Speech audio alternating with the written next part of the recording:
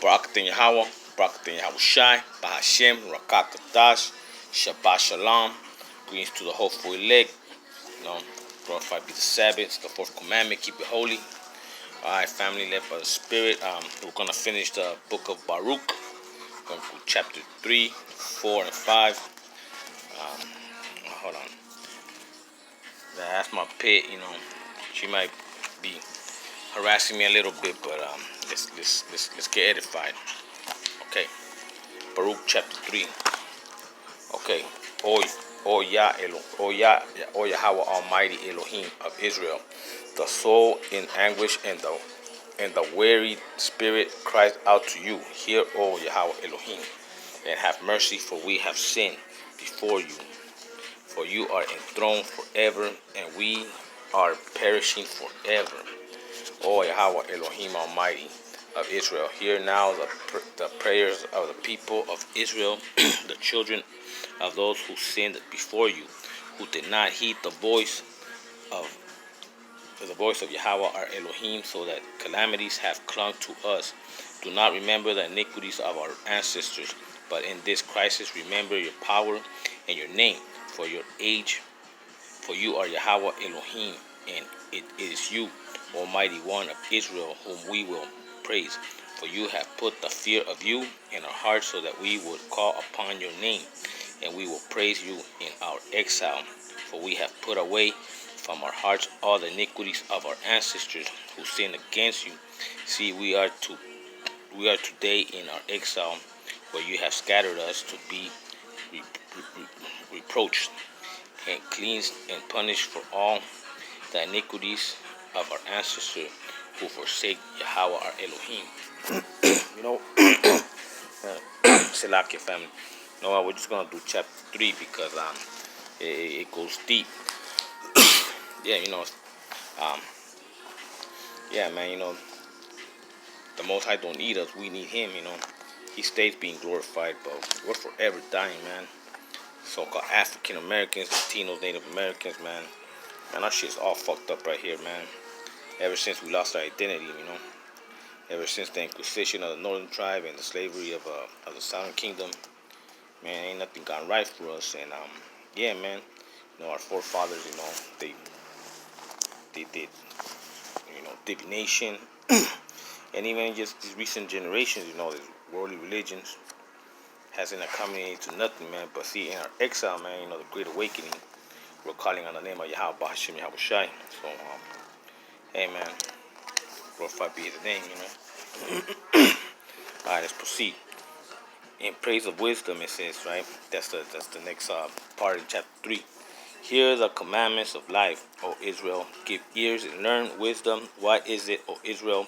What is it that you are in the land of your enemies? That you are growing old in a foreign country? That you are defiled with the dead? That you are counted amongst those in Hades?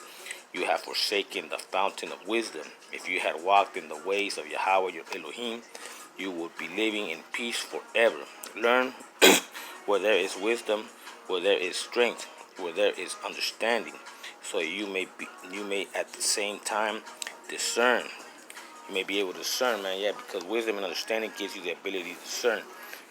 The spirit of discernment, where there is length of days in life, where there is light for the eyes, and peace, who has found her place, and who has entered her storehouses.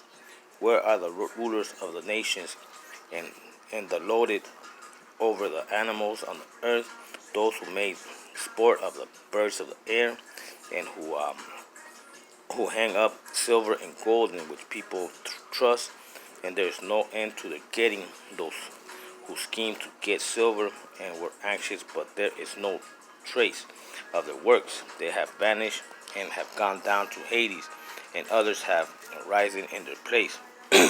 Later generations have seen the light of the day and have lived upon the earth, but they have not learned the way of knowledge, nor understood her paths, nor her laid hold of her, that their descendants have slayed far from her way.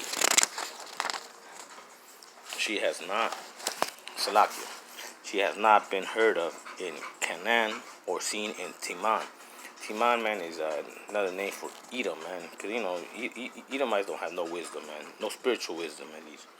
The descendants of Hagar, who seek for understanding on the earth, the merchants of Meridian and Tinan, the storytellers and the seekers for understanding have not learned the word of wisdom, or given thought to her past. O Israel, how great is the house of Yahweh Elohim, how vast the territory that he possesses. It is great and has no boundaries. It is high and immeasurable. The giants were born there who were famous of old, great in stature, experts in war. Yahweh Elohim did not choose them or give them the way to knowledge, so they perished because they had no wisdom. They perished through their folly. Who has gone up in the heavens and taken her and brought her down from the clouds? Who has gone over the sea and found her, and will buy her for pure gold? No one knows the way to her, or a concerning about the path to her, but the one who knows all things knows her, found her by his understanding. He sent forth the light and goes. He called it and it obeyed him. The stars trembled and shined in his presence, and were glad that he called them. They were glad that he called them who made them. This is Yahweh Elohim. No other can compare to him. He found the way to knowledge and gave her to his servant Jacob and Israel, whom he loved. Afterwards she appeared on earth and lived amongst mankind. See, yeah, man, because our Father's heavenly wisdom, knowledge, and understanding.